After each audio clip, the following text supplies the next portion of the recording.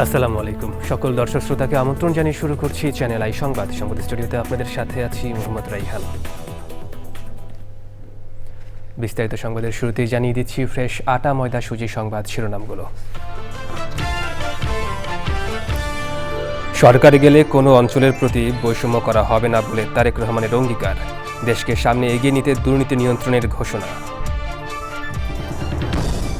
দেশ পরিচালনার দায়িত্ব পেলে ব্যবসায়ীদের পাহারাদার হবে জামায়াত, বললেন শফিকুর রহমান। লাল ফিতার দৌরাত্ম্য কমানোর প্রতিশ্রুতি। এবং 2023 সালের জাতীয় চলচ্চিত্র পুরস্কারে বিজয়ীদের নাম ঘোষণা। শ্রেষ্ঠ চলচ্চিত্র চিত্রনাট্যকারের পুরস্কারে সম্মানিত ইমপ্রেস্টেল ফিল্মের ছবি রক্তজবা।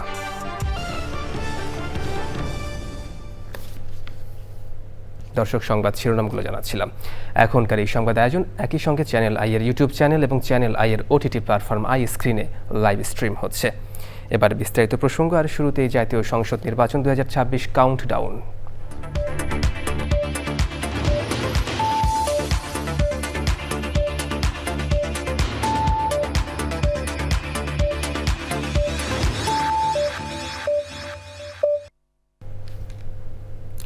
বিএনপি চেয়ারম্যান তারেক রহমান বলেছেন, বিএনপি সরকারে গেলে দেশের কোনো অঞ্চলের প্রতি বৈষম্য করতে চান না।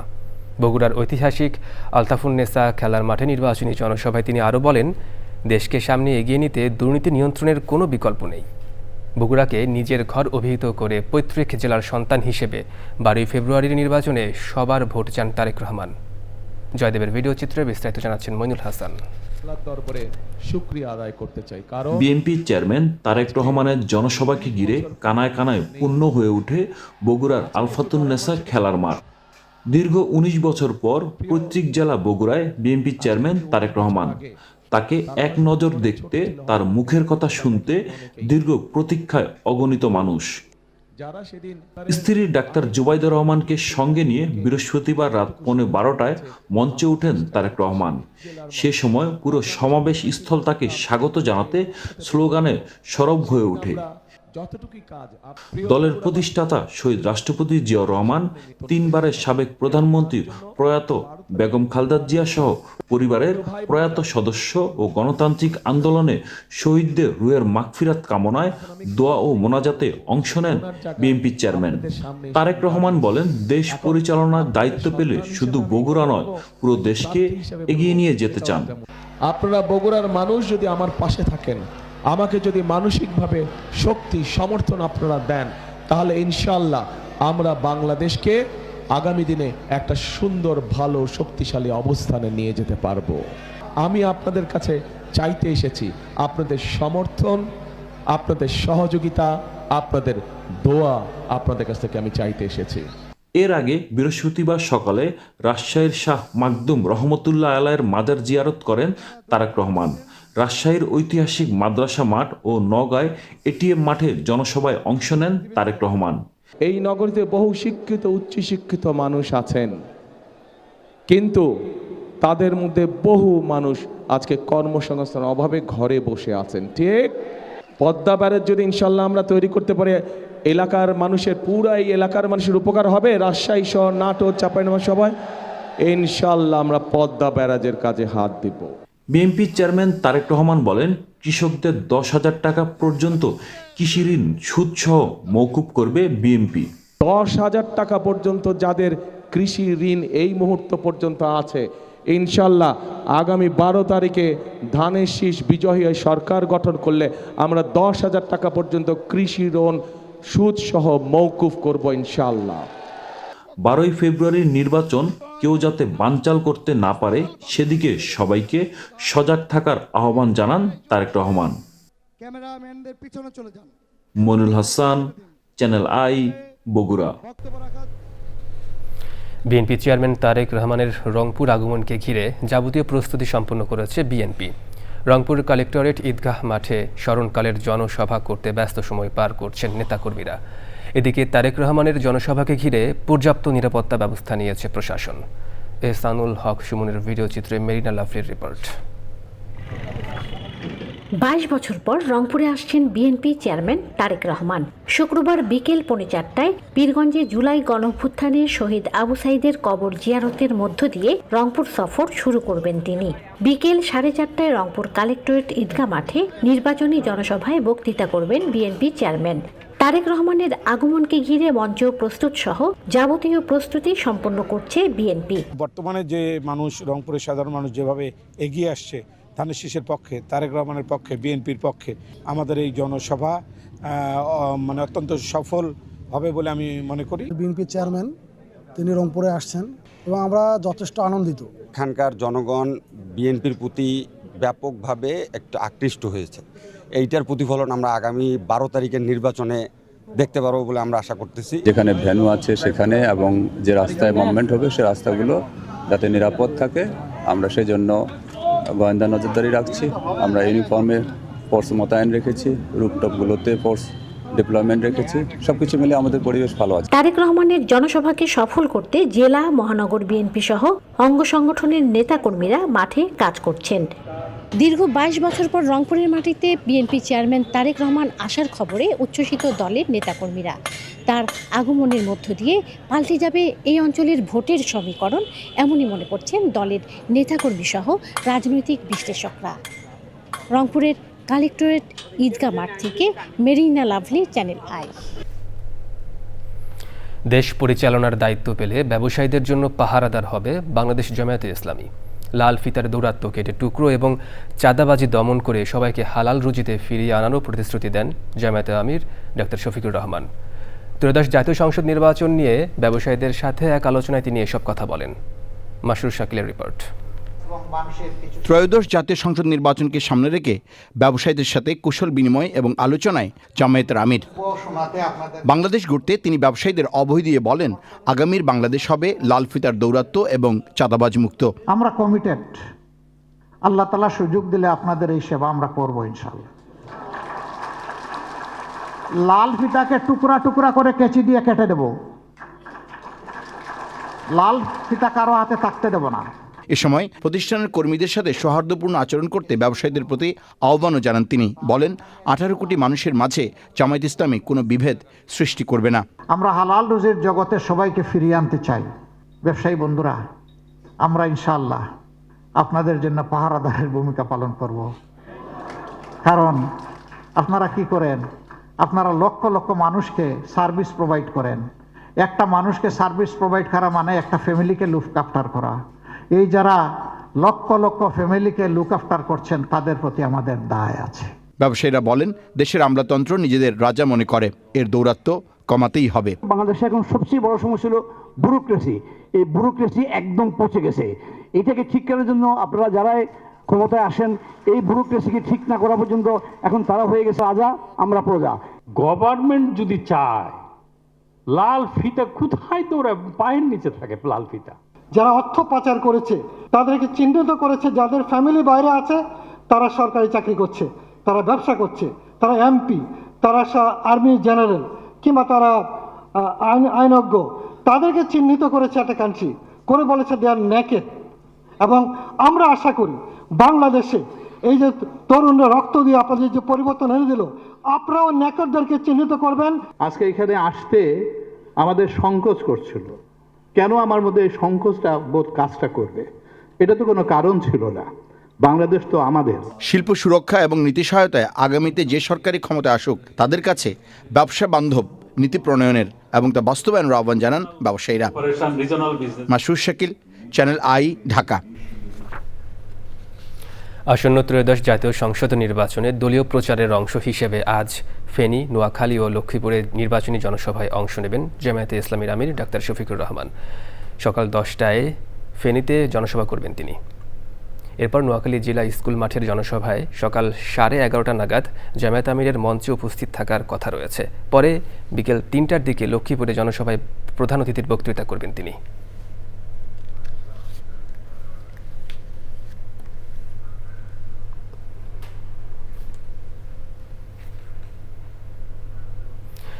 ঢাকায় প্রায় সব আসনে জোর কদমে চলছে নির্বাচনী প্রচার। বিকেল থেকে রাত পর্যন্ত নির্বাচনী প্রচারে ভোটারদের সাথে কুশল বিনিময় এবং তাদের ভোগান্তি ও আশা প্রত্যাশার কথা শুনছেন প্রার্থীরা। সমাধানের প্রতিশ্রুতি সহ জানাচ্ছেন নানান পরিকল্পনা বাস্তবায়নের কথা। বিস্তারিত জাকি আক্তারের রিপোর্টে। ত্রয়োদশ জাতীয় সংসদ নির্বাচনের দিন যতই কাছে আসছে, রাজধানী ঢাকার অলিগলি চষে বেড়াচ্ছেন বিভিন্ন দলের প্রার্থীরা। উন্নয়নের নানা প্রতিশ্রুতি নিয়ে ভোটারদের দোরগোড়ায় ছুটছেন তারা। ঢাকা ৭ আসনের বিএনপি প্রার্থী হামিদুর রহমান খান সন্ধ্যায় নির্বাচনী প্রচার চালিয়েছে নিমতলী, চারখারপুর সহ বিভিন্ন এলাকায়। নবাব কাটারা সমাজ কল্যাণ সংগঠন ও পঞ্চায়েত কমিটির আয়োজনে পুরান ঢাকার নানা সমস্যা সমাধানের আশ্বাস দেন তিনি। ফুর্তি উৎফুল্ল, তারা ভোট দিতে চায়, তাদের ভোটটা ইনশাল্লাহ আমি পাবো, এটাই আমার বিশ্বাস। ধানের শেষে আমি ভোটটা পাবো। ঢাকা ১২ আসনে জাতীয় পার্টির সরকার মোহাম্মদ সালাউদ্দিন শতভাগ জয়ের আশায় নির্বাচনী প্রচার চালাচ্ছেন। মানুষ আমাকে আল্লাহর রহমতে অনেক নির্দ্বিধায় সাপোর্ট করছে। আমি বলেছি একজন ভালো মানুষকে ভোট দিবেন। বিএনপি জোটের প্রার্থী ঢাকা ১২ আসনের সাইফুল হক তেজগাঁওয়ের বেগুনবাড়ি এলাকায় নির্বাচনী প্রচারে ব্যস্ত ছিলেন। মাদক সন্ত্রাসমুক্ত এলাকা গড়তে নানা কাজ করার অঙ্গীকার করেন তিনি। নাগরিক সেবা নিশ্চিত করতে হবে এবং এই সন্ত্রাস মাফিয়া তন্ত্র আসলে ওদেরকে শির দ্বারা ভেঙে দিয়ে নাগরিকদের ঐক্যবদ্ধ করে এটাকে একটা নিরাপদ জনপদে আমরা তৈরি করব। ঢাকা ৮ আসনে বিএনপি প্রার্থী মির্জা আব্বাস এবং একই আসনে স্বতন্ত্র প্রার্থী মেঘনা আলমও ছিলেন নির্বাচনী প্রচারে।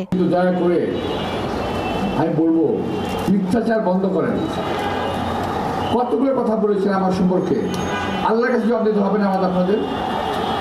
আর যে যা বলছে আমি তার প্রমাণ চাই, যে অন্তত একটা লোক দাঁড়িয়ে বলুক যে মির্জা আব্বাস সাহেব অপকল্পনা করেছে। বিকেলে ঢাকা ১৩ আসনের বিএনপি প্রার্থী ববি হাজ্জাজ জুলাই যোদ্ধাদের সাথে নিয়ে নির্বাচনী প্রচার কাজ চালিয়েছেন। জোর করে কেউ আক্রমণ করতে চায়, যদি জোর করে কেউ আচরণবিধি ভেঙে কোনো অন্যায় করতে চায়, যদি 12 তারিখে কেউ ভোট পোলিং সেন্টার দখল করতে চায়, তাহলে তো নিশ্চয়ই আমরা চুপচাপ বসে থাকবো। Zakia Akter, channel I, Dhaka. এবার অন্যান্য সংবাদ। আনুষ্ঠানিকভাবে ২০২৩ সালের জাতীয় চলচ্চিত্র পুরস্কার বিজয়ীদের নাম ঘোষণা করেছে তথ্য সম্প্রচার মন্ত্রণালয়। শ্রেষ্ঠ চলচ্চিত্র নির্বাচিত হয়েছে খন্দকার সুমন পরিচালিত সিনেমা সাতাও। সেরা অভিনেতা হিসেবে পুরস্কার পাচ্ছেন আফরান নিশো। শ্রেষ্ঠ অভিনেত্রী নির্বাচিত হয়েছেন আইনুন পুতুল। আজীবন সম্মাননা পাচ্ছেন প্রয়াত চলচ্চিত্রকার তারেক মাসুদ ও প্রয়াত চিত্রগ্রাহক আব্দুল লতিফ বাচ্চু। ইমপ্রেস টেলিফিল্মের ছবি রক্ত যাবার জন্য শ্রেষ্ঠ চিত্রনাট্যকারের পুরস্কার পাচ্ছেন নিয়ামুল মুক্তা। নাফিস ইফতেখারের রিপোর্ট। ২০২৩ সালের জাতীয় চলচ্চিত্র পুরস্কারে ২৮ বিভাগে বিজয়ী ৩০ চলচ্চিত্র, শিল্পী ও কলাকুশলীর নাম ঘোষণা করেছে তথ্য ও সম্প্রচার মন্ত্রণালয়। সুরঙ্গ চলচ্চিত্র দিয়ে অভিনেতা আফরান নিশো সেরা অভিনেতা নির্বাচিত হয়েছেন। রায়হান রাফি পরিচালিত সিনেমাটি দিয়ে বড় পর্দায় অভিষেক ঘটে নিশোর। সুরঙ্গ মোট ৮ বিভাগে পুরস্কার পেয়েছে। সাতাও চলচ্চিত্রে অভিনয়ের জন্য সেরা অভিনেত্রীর পুরস্কার পাচ্ছেন আইনুন পুতুল। এবারই প্রথম জাতীয় চলচ্চিত্র পুরস্কার পাচ্ছেন তিনি। সাতাও সিনেমা দিয়েই নির্মাতা খন্দকার সুমন সেরা পরিচালক হয়েছেন। এটি তার প্রথম সিনেমা। সাতাও মোট ৪টি পুরস্কার পেয়েছে। এবার মরণোত্তর আজীবন সম্মাননা পাচ্ছেন প্রয়াত চলচ্চিত্রকার তারেক মাসুদ ও প্রয়াত চিত্রগ্রাহক আব্দুল লতিফ বাচ্চু। ইমপ্রেস টেলিফিল্মের চলচ্চিত্র রক্ত জবার জন্য এবার সেরা চিত্রনাট্যকারের পুরস্কার পাচ্ছেন নিয়ামুল মুক্তা। মোহাম্মদ নুরুজ্জামান পরিচালিত আম কাঁঠালের ছুটি চলচ্চিত্রের জন্য সেরা শিশুশিল্পীর পুরস্কার পাচ্ছে মোহাম্মদ লিওন, আর শিশুশিল্পী শাখায় বিশেষ পুরস্কার পাচ্ছে আরিফ হাসান। আম কাঁঠালের ছুটি চলচ্চিত্রটি স্ট্রিম করে দেখা যাবে চ্যানেল আইয়ের ওটিটি প্ল্যাটফর্ম আই স্ক্রিনে। নাফিস ইফতেখার, চ্যানেল আই। আজ বিকেলে উদ্বোধন হতে যাচ্ছে চট্টগ্রাম শহরের প্রাণকেন্দ্রে সুবিশাল ও আলোচিত মেরিডিয়ান কোহিনুর সিটি। কর্তৃপক্ষ জানিয়েছে সুউচ্চ ২৪ তলা ভবনটির ১০ম তলা পর্যন্ত রয়েছে প্রায় ৩ লাখ বর্গফুটের একটি আন্তর্জাতিক মানের পূর্ণাঙ্গ শপিং মল, যা বন্দর নগরী চট্টগ্রামের সর্ববৃহৎ। আর উপরের বাকি ১৪ তলায় হবে আন্তর্জাতিক মানের হোটেল। রিয়াজ ইসলামের রিপোর্ট। চট্টগ্রাম শহরের প্রাণকেন্দ্র দামপাড়ায় চট্টগ্রামবাসীর শপিং ও বিনোদনের অভিজ্ঞতায় নতুন সংযোজন হিসেবে এসেছে মেরিডিয়ান হোল্ডিংসের সিগনেচার প্রজেক্ট আলোচিত মেরিডিয়ান কোহিনুর সিটি। চট্টগ্রাম শহরের অন্যতম জনপ্রিয় একটি পয়েন্টে গড়ে তোলা হচ্ছে আধুনিক স্থাপত্যশৈলী ও আন্তর্জাতিক মানের সুযোগ সুবিধার সমন্বয়ে নির্মিত একটি পূর্ণাঙ্গ শপিং মল। বাংলাদেশে যতগুলো ব্র্যান্ড আছে তার মধ্যে প্রথম সারির যে ব্র্যান্ডগুলো আছে সেটা আমাদের 2টা floor only brand shop. But আমাদের এটা চট্টগ্রামের মধ্যে আমরা সবচেয়ে বড় শপিং মল করছি। আমরা সিকিউরিটির ব্যাপারে আমরা যেসব কমপ্লেনগুলো আছে সবগুলো আমরা ইনশিওর করে আমরা মেনটেন করে আমরা এটা করা হয়েছে। আপনি সিকিউরিটি নিয়ে ইনশাল্লাহ কোনো সমস্যা নেই। শপিংয়ের গ্লোবাল এক্সপিরিয়েন্স দিতে থাকছে সিঙ্গাপুর ভিত্তিক সুপারমার্কেট মুস্তফা মার্ট, আর উপরে 14 তলায় হবে আন্তর্জাতিক মানের হোটেল। আমরা এটাকে 2টা ফেজে ভাগ করছি। 24 তলা টোটাল গ্রাউন্ড ফ্লোর সহকারে আমাদের, তার মধ্যে আমাদের 10টা ফ্লোরে আমরা শপিং মল করতেছি, আর বাকি যে ফ্লোরগুলো থাকবে ওগুলো আমরা প্রায় 180 রুম আছে আমাদের, সেখানে আমরা হোটেল করব, রেসিডেন্সিয়াল হোটেল। আজ বিকেলে আলোচিত মেরিডিয়ান কোহিনুর সিটি উদ্বোধন করবেন চট্টগ্রামের city mayor doctor Shahadat Hossain. সাথে থাকবেন শীর্ষ ব্যবসায়ী ও বিশিষ্টজন। রিয়াজ ইসলাম, চ্যানেল আই। এশিয়ান মেগা কনসার্টে পারফর্ম করতে কাতারের রাজধানী দোহায় তার পুরো টিম নিয়ে পৌঁছেছেন নগরবাউল জেমস। স্থানীয় সময় শুক্রবার সন্ধ্যায় হতে যাচ্ছে কনসার্টটি। জেমস ছাড়াও কনসার্টে পারফর্ম করবেন শিল্পী তসিবা ও কাফি আক্তার কথা। সঞ্চালনা করবেন উপস্থাপিকা আরশি আলম। নগরবাউল জেমসের আগমন ও সরাসরি গান শোনার উপলক্ষকে সামনে রেখে কাতার প্রবাসী বাংলাদেশিদের মধ্যে ব্যাপক উৎসাহ উদ্দীপনা দেখা যাচ্ছে। আয়োজনটির মিডিয়া পার্টনার চ্যানেল আই।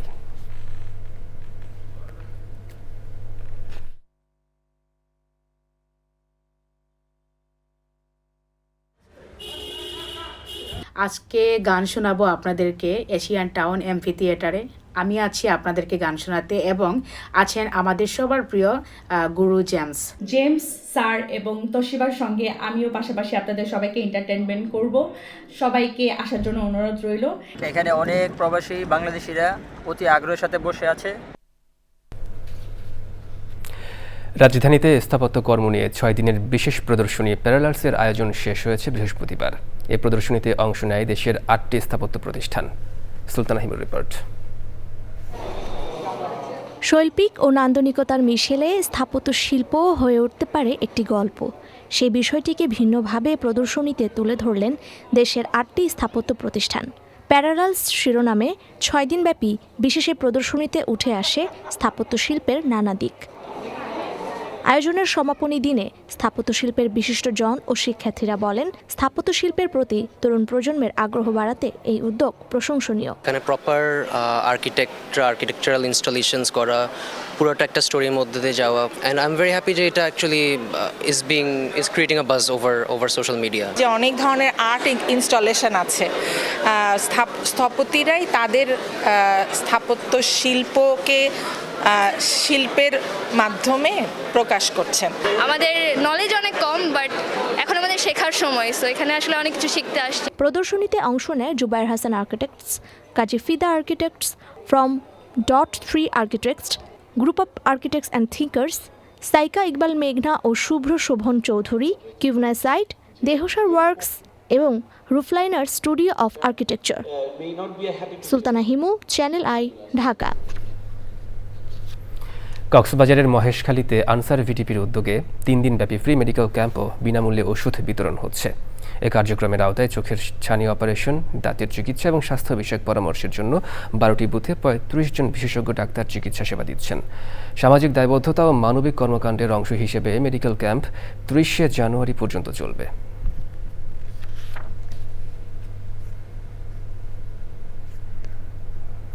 মার্কিন প্রেসিডেন্ট ডোনাল্ড ট্রাম্প দাবি করেছেন, ইউক্রেনের শহরগুলোতে 1 সপ্তাহ সব ধরনের হামলা বন্ধ রেখে আংশিক যুদ্ধবিরতি দিতে সম্মত হয়েছে রাশিয়া। মন্ত্রিসভার এক বৈঠকে ট্রাম্প পুতিনের হামলা বন্ধের সিদ্ধান্তকে তিনি খুব ভালো বলে মন্তব্য করেন।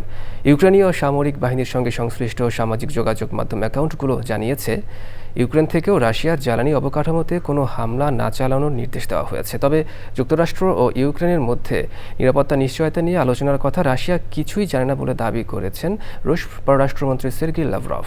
তিনি বলেন, এ ধরনের কোনো আনুষ্ঠানিক ব্যবস্থার বিষয়ে মস্কোকে অবহিত করা হয়নি। এবার কৃষি সংবাদ।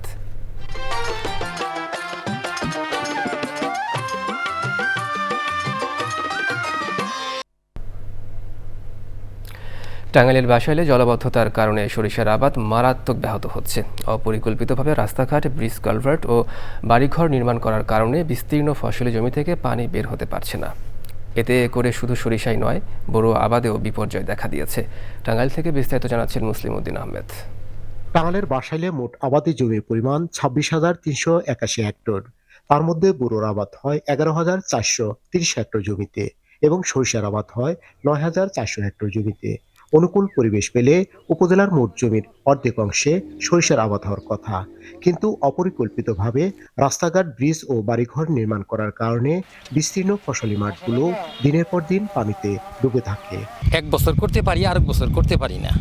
এই জন্য এখান থেকে যদি পানি নিষ্কাশনের কোনো ব্যবস্থা গ্রহণ করা হতো তাহলে আমরা এই সরিষা এবং সবজি টবজি এগুলো আবাদ করতে পারতাম। খাল কেটে যদি একটু বাইকে দিতে পারতো তাহলে আমরা একটু ভালো হতো। সরকারের আবেদন যে এটা কোন অবস্থা পানিটা এটা করণ যায়, দূরকরণ যায়, এটা তো একটা আমরা অনুরোধ।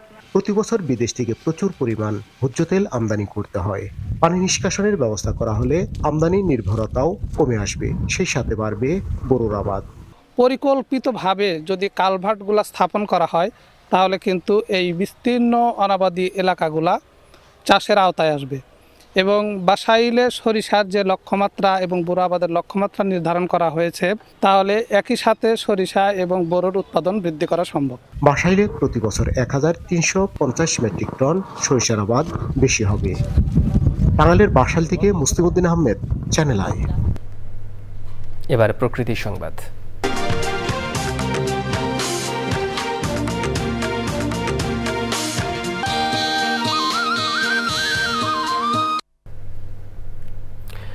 অনুকূল পরিবেশ না থাকায় পরিযায়ী পাখিশূন্য মেহেরপুরের মাইলমারি পদ্মবিল। বছরের ব্যবধানে কচুরিপানায় ছেয়ে গেছে পুরো বিল। নিরাপদ পরিবেশ আর পর্যাপ্ত খাবার না পেয়ে মুখ ফিরিয়ে নিয়েছে পরিযায়ী পাখি। বিলটি পরিষ্কার করে আবারও পাখিদের বসবাসের উপযোগী করার দাবি পরিবেশবাদী ও সচেতন মহলের। গোলাম মোস্তফার রিপোর্ট। একসময় হাজারো পরিযায়ী পাখির কলতানে মুখর ছিল মাইলমারি পদ্মবিল। তবে কালের পরিক্রমায় সেখানে এখন শূন্যতা, নেই পাখির কলরব কিংবা জলকেলি। কচুরিপানার আগ্রাসন আর কর্তৃপক্ষের উদাসীনতায় নিজস্ব পরিবেশ হারিয়েছে বিল। পদ্মবিলে অনুকূল পরিবেশ না পেয়ে পরিযায়ী পাখিরা না আসায় হতাশ প্রকৃতিপ্রেমীরা। পাখিটা বসবে কোথায়? আপনার জার্মানির জন্য তো বসার জায়গা পাইছে না। বিল এর আগে অনেক পরিষ্কার ছিল, এখন অনেক নোংরা হয়েছে, আমাদেরও খারাপ লাগে। পরিষ্কার করা হয়, মাছ আবাদ হবে, তারপরে পাখি আসবে। অনেক মাছ আছে, পাখি আসে, যদি কচুরিপানা তোলে তাহলে পাখি আসতে পারবে। গত বছরে আমরা হাজার হাজার পাখি দেখেছি, কিন্তু এবারে আমরা যে পাখি দেখতে পেলাম এই পাখির বদলে শুধুই কচুরিপানা। পাখি শিকার বন্ধে উদ্যোগ নেওয়ার কথা বলছে প্রশাসন। পরিযায়ী পাখি বিদেশ থেকে অন্যান্য এলাকা থেকে আমাদের এই গাংনী উপজেলাতে বিভিন্ন জায়গায় আসে। প্রশাসনের জায়গা থেকে সর্বোচ্চ তাদের ব্যাপারে যেন হচ্ছে তারা যেন কোনো বাধাগ্রস্ত না হয়, আমরা সেই বিষয়ে স্ট্রিক্ট হয়েছি। তীব্র ঠান্ডা থেকে বাঁচতে হাজার হাজার মাইল পথ পাড়ি দিয়ে আসা পরিযায়ী পাখির নিরাপদ ও প্রত্যাশিত আবাসস্থল প্রায় 4 কিলোমিটার দীর্ঘ পদ্মবিল। বিলের প্রাণ প্রাচুর্যে ভরা পরিবেশগত ঐতিহ্য ফেরাতে কচুরিপানা অপসারণ সহ পরিচ্ছন্নতায় কার্যকর উদ্যোগের দাবি জানিয়েছে পরিবেশবাদীরা। মেহেরপুর থেকে গোলাম মোস্তফা, চ্যানেল আই। এবার খেলার খবর।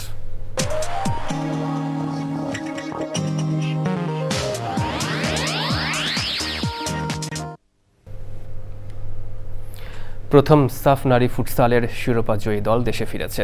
শাহজালাল আন্তর্জাতিক বিমানবন্দরে বিপুল সংখ্যক ভক্ত সমর্থকদের উষ্ণ অভ্যর্থনায় ছাদখোলা বাসে হাতিরঝিলের অ্যাম্ফি থিয়েটারে পৌঁছান সাবিনারা। পরে সেখানে সাফ জয়ীদের বিশেষ সংবর্ধনা দেওয়া হয়। তানভীর আহমেদের রিপোর্ট। এই উল্লাস, এই আনন্দ, আলোর ঝলকানি সবই শিরোপাজয়ী বাংলাদেশ নারী ফুটসাল দলকে ঘিরে।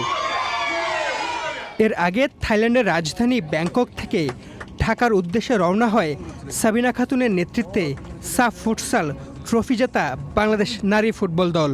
উড়োজাহাজে সাবিনাদের স্বাগত জানান তাদের সহযাত্রীরা।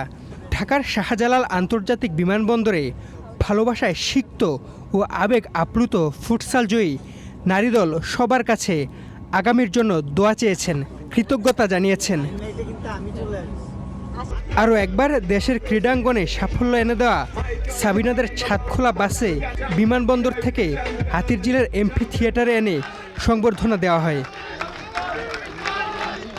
6 ম্যাচে টুর্নামেন্টের সর্বাধিক 14 গোল করা অধিনায়ক সাবিনা খাতুন ট্রফি উৎসর্গ করেছেন দেশের মানুষকে। যারাই আছেন তাদের সকলের পরিশ্রমে এবং আপনাদের দোয়াই এই অর্জন।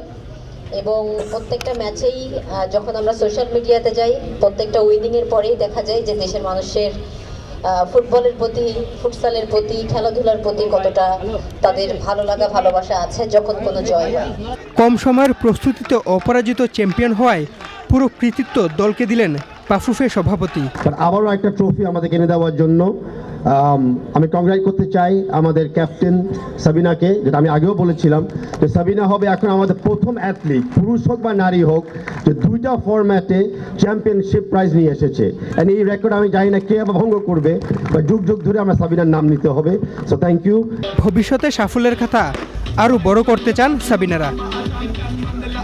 Tanvir Ahmed, channel I, Dhaka. League পর্বের দারুণ নাটকীয়তায় শেষ রাউন্ডের নানান ওলটপালটে চূড়ান্ত হলো চ্যাম্পিয়ন্স লিগের রাউন্ড অফ 16 এবং প্লে অফের লাইন আপ। সপ্তম রাউন্ড পর্যন্ত আর্সেনাল ও বায়ার্ন মিউনিখের নিশ্চিত ছিল রাউন্ড অফ 16। শেষ রাউন্ডের ম্যাচ জিতে রাউন্ড অফ 16 নিশ্চিত করেছে আরও 6 দল। এরা হলো English champion Liverpool, Tottenham Hotspur, Barcelona, Chelsea, Sporting CP ও ম্যানচেস্টার সিটি। রাউন্ড অফ 16-এ সরাসরি সুযোগ পাওয়া শীর্ষ 8-এর 5টিই ইংলিশ প্রিমিয়ার লিগের দল।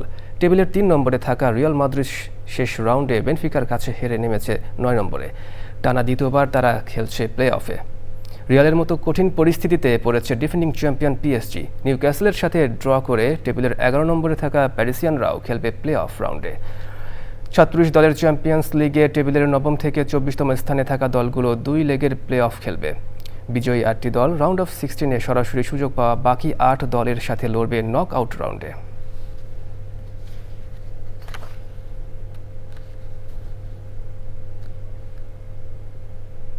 দর্শক, সংবাদের শেষ প্রান্তে, তবে যাবার আগে ফ্রেশ আটা ময়দা সূচি সংবাদ শিরোনামগুলো জানিয়ে দিচ্ছি আরও একবার।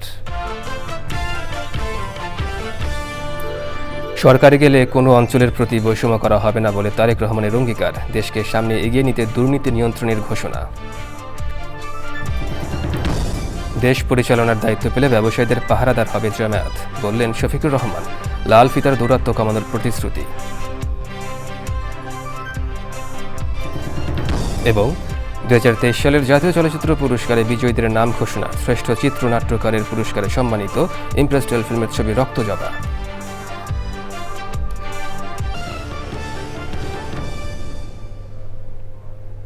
দর্শক, চ্যানেল আইয়ের সর্বশেষ সংবাদ জানতে ভিজিট করুন channelionline.com-এ। যুক্ত থাকুন আমাদের সোশ্যাল মিডিয়ার প্ল্যাটফর্মগুলোর সাথে। পরবর্তী শীর্ষ খবর দেখার আমন্ত্রণ। ধন্যবাদ সবাইকে।